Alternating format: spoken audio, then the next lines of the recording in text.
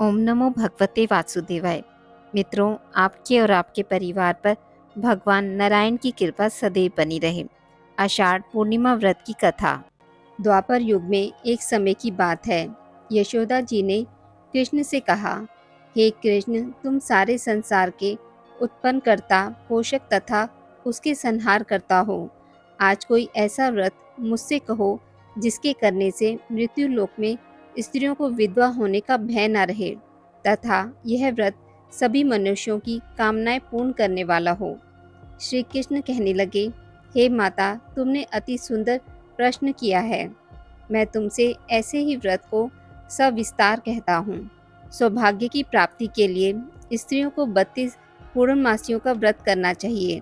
इस व्रत के करने से स्त्रियों को सौभाग्य संपत्ति मिलती है।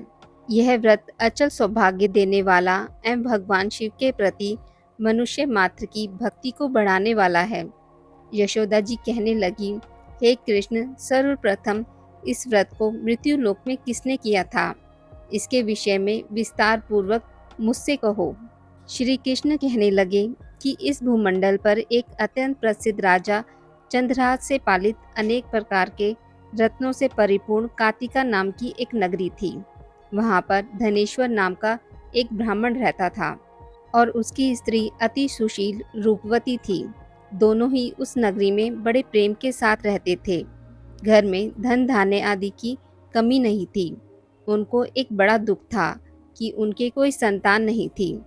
इस दुख से वह अत्यंत दुखी रहते थे।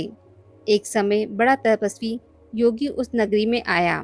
वह योगी उस ब्राह्मण के घर को छोड़कर अन्य सब घरों से भिक्षा लाकर भोजन किया करता था। उस योगी ने एक दिन रूपवती से भिक्षा ना लेकर किसी अन्य घर से भिक्षा लेकर गंगा किनारे जाकर भिक्षान को बड़े प्रेम पूर्वक खा रहा था।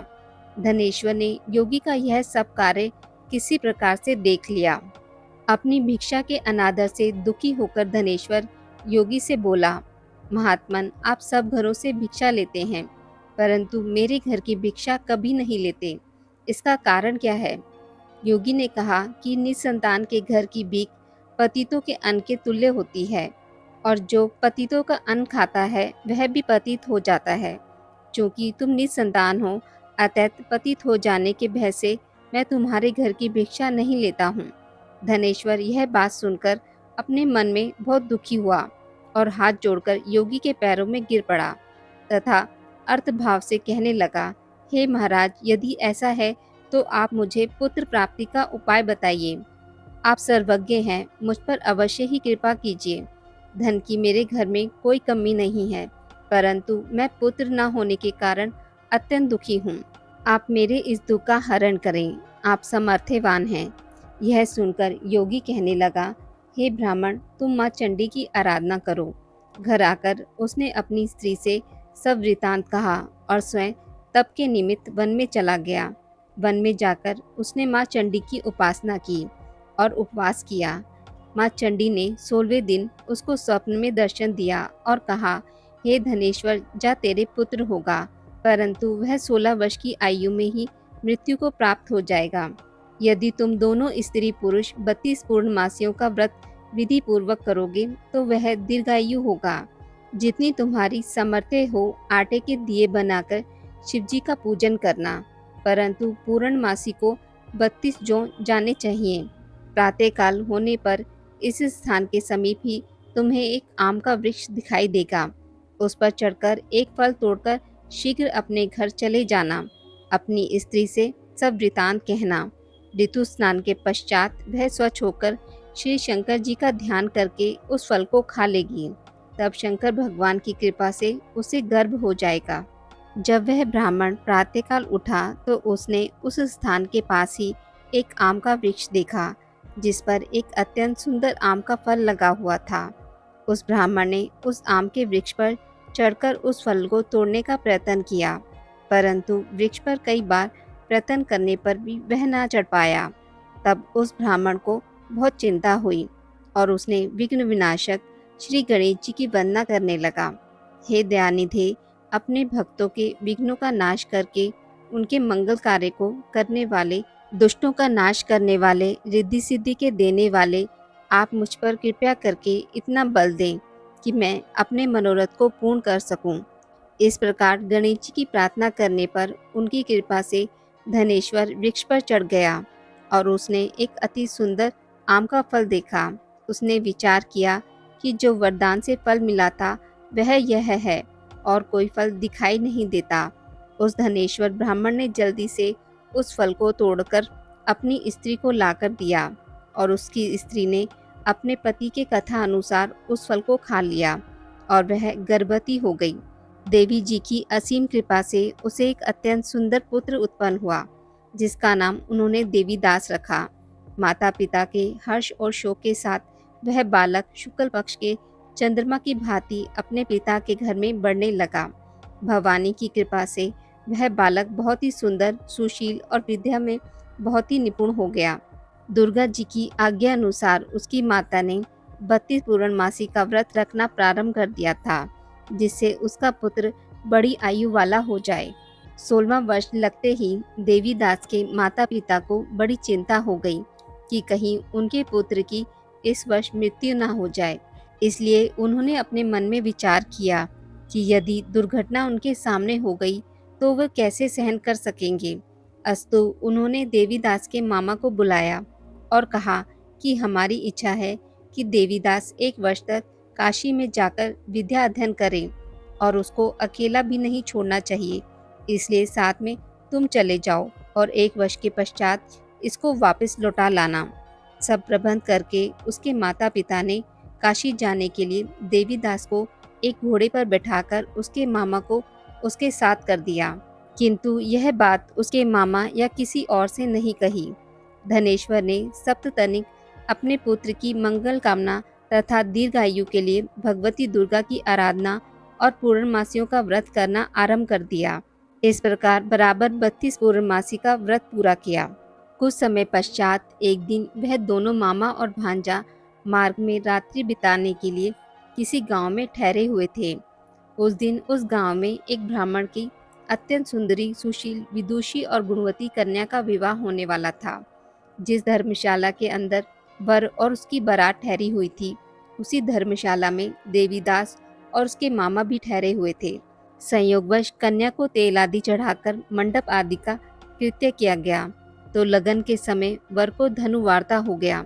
अस्तु वर के पिता ने अपने कुटुंबियों से परामर्श करके निश्चय किया कि यह देवीदास मेरे पुत्र जैसा ही सुंदर है, मैं इसके साथ ही लगन करा दूं और बाद में विवाह के अन्य कार्य मेरे लड़के के साथ हो जाएंगे।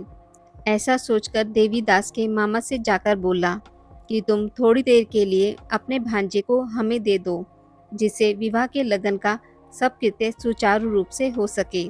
तब उसका मामा कहने लगा, जो कुछ भी मधुपर्क आदि कन्यादान के समय वर को मिले वह सब हमें दे दिया जाए, तो मेरा भांजा इस बारात का दूल्हा बन जाएगा। यह बात वर के पिता ने स्वीकार कर लेने पर उसने अपना भांजा वर बनने को भेज दिया और उसके साथ सब विवाह कार्य रात्रि में विधि पूर्वक संपन्न हो गया। पत्नी के साथ वह भोजन ना कर सका और अपने मन में सोचने लगा कि ना जाने यह कैसी स्त्री होगी। वह एकांत में इसी सोच में गरम निश्वास छोड़ने लगा तथा उसकी आंखों में आंसू भी आ गए।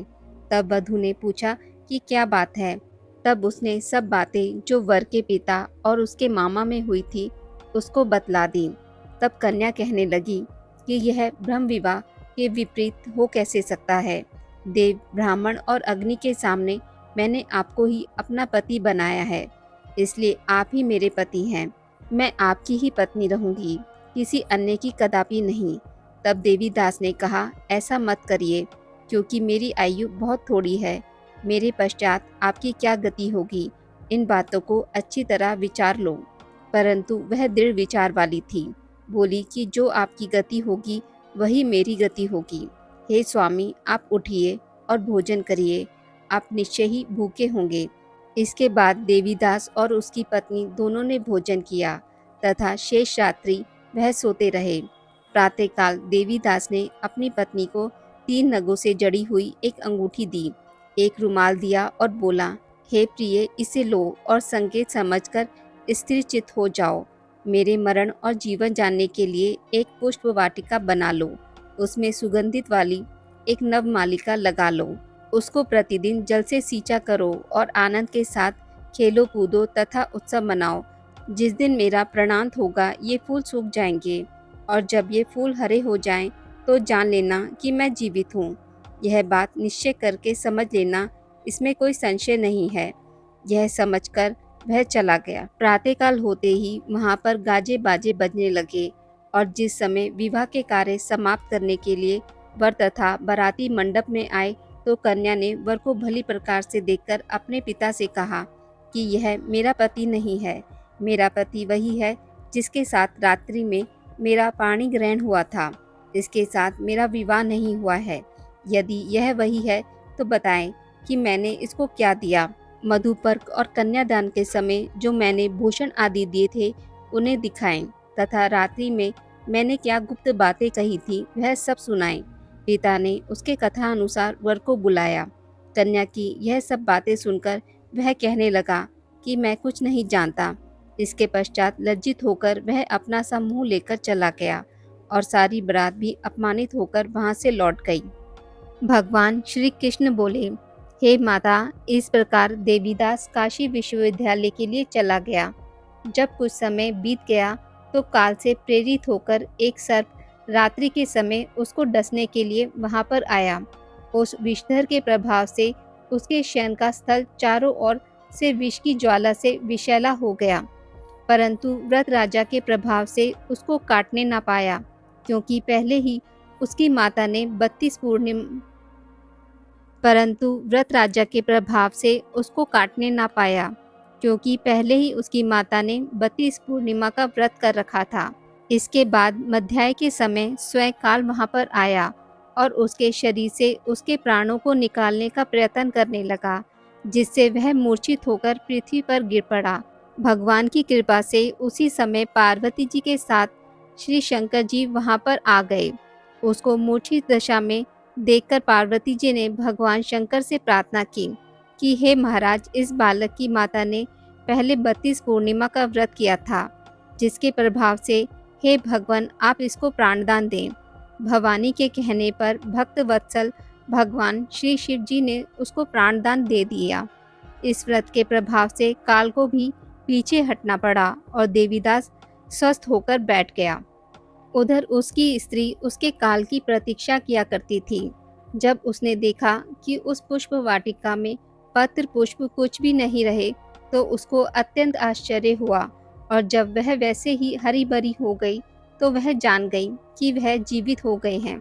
यह देखकर वह बहुत प्रसन्न मन से अपने पिता से कहने लगी कि पिताजी, मेरे पति जीवित हैं, आप उनको ढूंढिए। जब 16 वर्ष व्यतीत हो गए तो देवीदास भी अपने मामा के साथ काशी से चल दिया। इधर उसके ससुर उसको ढूंढने के लिए अपने घर से जाने ही वाले थे कि वह दोनों मामा भांजा वहां पर आ गए। उसको आया देखकर उसका ससुर बड़ी प्रसन्नता के साथ अपने घर में ले आया। उस समय नगर के निवासी भी वहां इकट्ठे हो गए और सबने निश्चय किया कि अवश्य ही इस बालक के साथ ही इस कन्या का विवाह हुआ था। उस बालक को जब कन्या ने देखा तो पहचान लिया और कहा कि यह तो वही है जो संकेत करके गया था। तदुपरांत सभी कहने लगे कि भला हुआ जो यह आ गया, और सब नगरवासियों ने आनंद मनाया। कुछ दिनों के बाद देवीदास ने अपनी पत्नी और मामा के साथ अपने ससुर के घर से बहुत सा उपहार आदि लेकर अपने घर की ओर प्रस्थान किया। जब वह अपने गांव के निकट आया तो कई लोगों ने उसको देखकर उसके माता पिता को पहले ही जाकर खबर दे दी कि तुम्हारा पुत्र देवीदास अपनी पत्नी और मामा के सहित आ रहा है। ऐसा समाचार सुनकर पहले तो उन्हें विश्वास नहीं हुआ, किंतु जब लोगों ने भी आकर उनकी बात का समर्थन किया तो उनको बड़ा आश्चर्य हुआ। लेकिन थोड़ी देर में देवीदास ने आकर अपने माता पिता के चरणों में अपना सिर रखकर प्रणाम किया, और उसकी पत्नी ने अपने सास ससुर के चरणों को स्पर्श किया तो माता पिता ने अपने पुत्र और पुत्रवधू को अपने हृदय से लगा लिया और दोनों की आंखों में प्रेम अश्रु बह चले। अपने पुत्र और पुत्रवधू के आने की खुशी में धनेश्वर ने बड़ा भारी उत्सव किया और ब्राह्मणों को भी बहुत सी दान दक्षिणा देकर प्रसन्न किया। श्री कृष्ण जी कहने लगे कि इस प्रकार धनेश्वर 32 पूर्णिमाओं के व्रत के प्रभाव से पुत्रवान हो गया। जो भी स्त्रियां इस व्रत को करती हैं वे जन्म जन्मांतर में वैधव्य का दुख नहीं भोगती और सदैव सौभाग्यवती रहती हैं। यह मेरा वचन है, इसमें कोई संदेह नहीं मानना। यह व्रत पुत्र पौत्रों को देने वाला तथा संपूर्ण कामनाओं को पूर्ण करने वाला है। 32 पूर्णिमाओं के व्रत के करने से व्रती की सब इच्छाएं भगवान शिव जी की कृपा से पूर्ण हो जाती हैं। आज की इस वीडियो में बस इतना ही। मित्रों, अगर आपको मेरी वीडियोस पसंद आती हैं तो इसे लाइक और शेयर ज़रूर करें और पूजा पाठ से जुड़ी जानकारी के लिए मेरे चैनल को सब्सक्राइब करना ना भूलें। धन्यवाद।